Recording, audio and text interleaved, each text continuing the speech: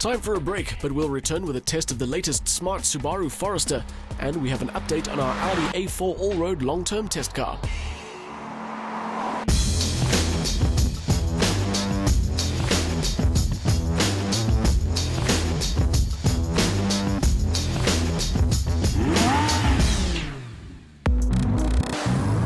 Cornering stability.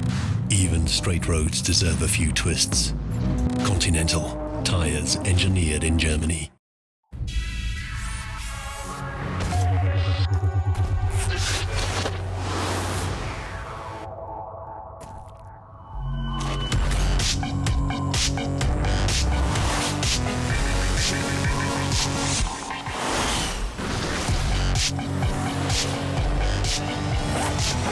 Competitive from start to stop.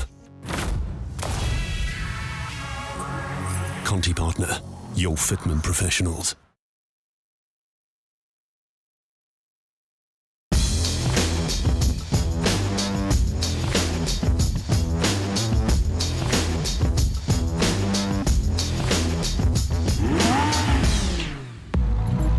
Tires for a safe drive.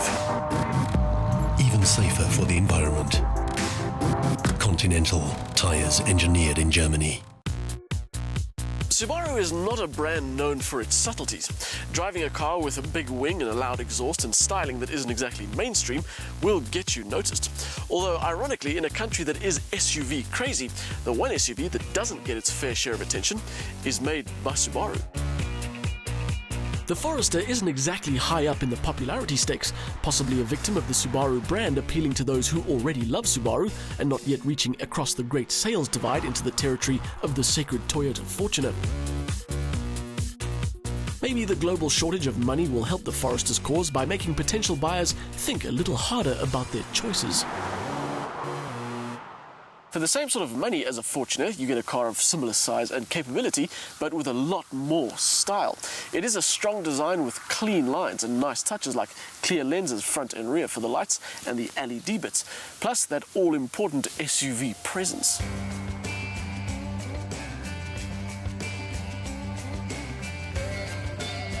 Compared to the older versions, the Forester is a big car, but it's still a little more compact than others in its class.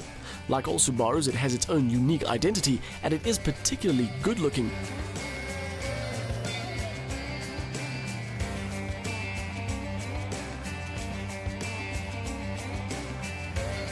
The burgundy paint job doesn't do it any favors, but then again, no burgundy paint job did any car any favors. Still, its unfussy design and good dimensions make it just that little bit more classy than the others.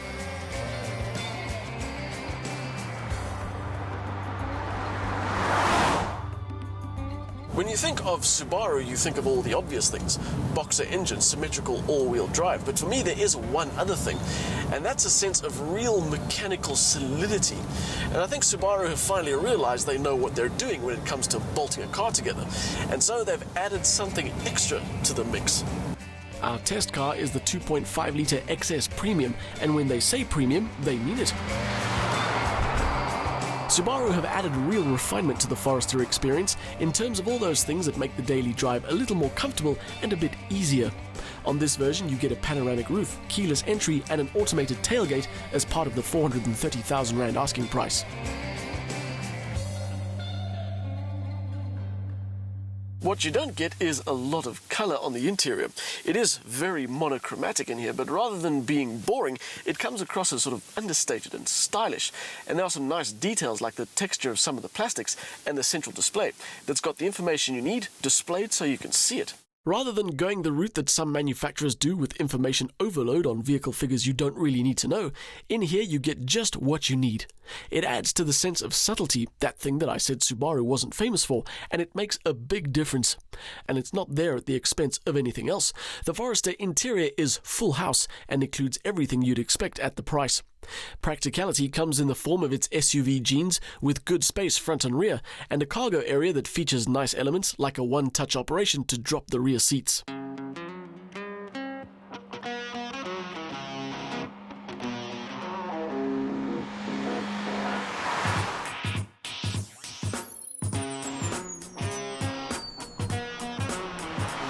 A Of course, Subaru have dropped a boxer engine in here. It's a 2.5 litre with 126 kilowatts and 235 newton meters. Permanent all-wheel drive helps keep things stable on road, and when you want to go off-road, they've supplied a button marked X mode. It doesn't turn this car into an all-conquering legend, but it does help with slippery inclines and descents. As we've seen, the XS Premium model is crammed with really nice kit, but it's also only available with a CVT gearbox. Subaru are making advances with the awful CVT technology, and they're touting their next generation as the best ever.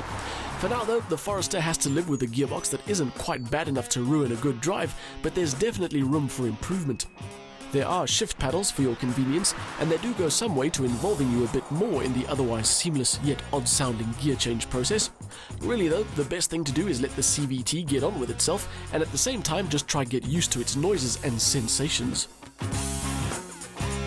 That gearbox is the weakest part of the Forester setup, although it's not nearly enough to have me saying you should avoid buying one.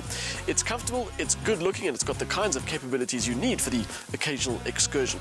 It goes a long way to convincing non-Subaru fans that this Subaru is every bit as good as its competition.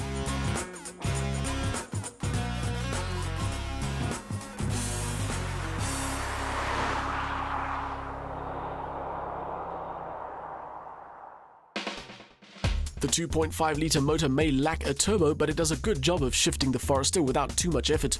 Subaru have stepped up in terms of refinement, with the Forester offering a comfortable, easy drive. The CVT gearbox just doesn't suit the package though.